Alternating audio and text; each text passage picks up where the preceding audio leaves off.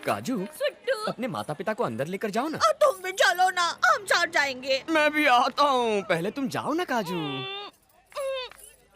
America या Paris जाने के बजाय हमारे इलाके में कैसे आ गई? इससे हमारे समाज पर क्या असर पड़ेगा? ये बातें बाद में करेंगे।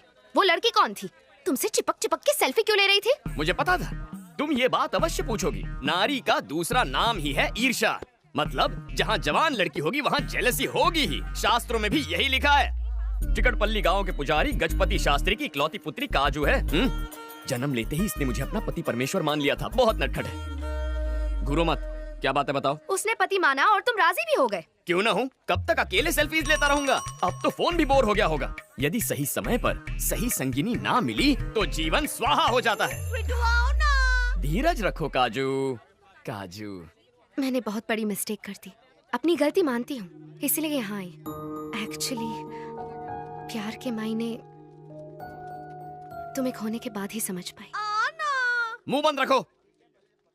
तुम बात जारी रखो। तुम्हें याद करती हूँ। हाँ। हर समय मिस करती हूँ। अच्छा, तुमसे मिलना चाहती थी तो चली आई। मेरी याद सताती है? अवश्य सताती होगी। मेरा प्रेम साधारण नहीं है। तुम्हें प्रेम की अग्नि में स्वाहा होना ही था। अब सब कुछ क्लियर है। लेकिन तुम्हारे माँ बाप, उन्हें कन्विंस करना मेरा जिम्मा है।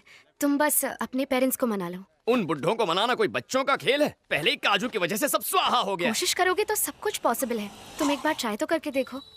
हाय पूजा। हाय। तू यहाँ पर क्या कर रही है? मैथिली, मैं पंडित जी से मिलने आई थी।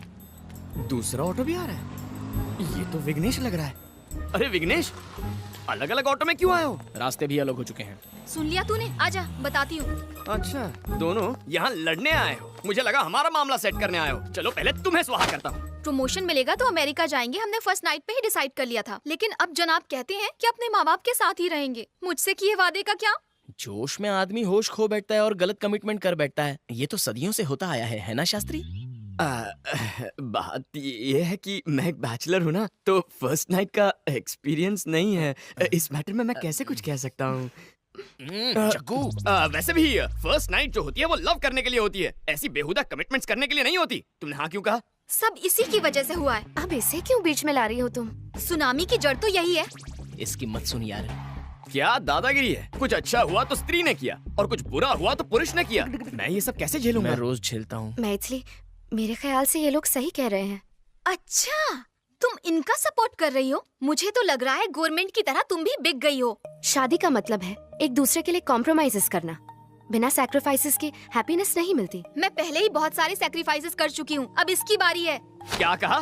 तुमने सैक्रिफाइसेस किए हैं? कभी प्रियंका का नाम सुना है? प्रियंका लियोनी कहते हैं उसे। फैब्युलस फिगर है। जब ये छत पर स्टडी करने जाता था उसी वक्त वो भी आती थी और वहीं के एक ओपनर बाथरूम में कुदरती लिबास में खुलेआम नहाया करती थी। सही कहा ना मैंने? बताना जरूरी था। लेकिन इसने क्या किया? इसने कभी मौके का फायदा नहीं उठाया, उसकी हवस को कभी कैच नहीं किया। कुछ समझी? इसे कहते हैं सैक्रिफाइस। प्रियंका कौन है? मुझे तो कभी नहीं बताया। उसे तो कब का भूला चुका हूँ, इसे कैसे याद रह गया? उसके उस कमाल के फिगर को कैसे भूल सकता है? दुनिया की बेस्ट रसमलाई थी, तुझे याद कैसे नहीं है? जब मैं उसे याद करता हूँ तो मेरा शरीर अपने आप ताक करने लगता है। ये तो कुछ भी नहीं है, रसगुल्ले जैसी रीता कुमारी। एक बार इसकी रजाई में घुस के इसके साथ कुचिकू करने लग गई। लेकिन ये मेरा दोस्त गोल्डन चांस हाथ में आते हुए भी अपने मन को गंदा होने नहीं दिया। ये होता है डबल सैक्रिफाइस। वो बात अलग है कि इस किस्से के बाद गांव में अफवाह फैल गई कि रीता पेट से है, लेकिन उसने दुबई के शेख से शादी करके समाज के गंदे दिमाग और मुंह को बंद कर दिया। आज बेचारा रिक्शा में बैठकर अपनी सफाई देने आया है। What a legendary character. कुकुर मुत्ते जैसी शक्ल और इतने सारे अफेयर्स। अरे यार जग्गू, अब तक तो हमारा कोल्ड वॉर चल रहा था, लेकिन अब वर्ल्ड वॉर होना कंफर्म है। मैं अमेरिका जाने के लिए तैयार हूँ। विगू, इनफ जग्गू, मम्मी पापा से मैं बात करूंगा।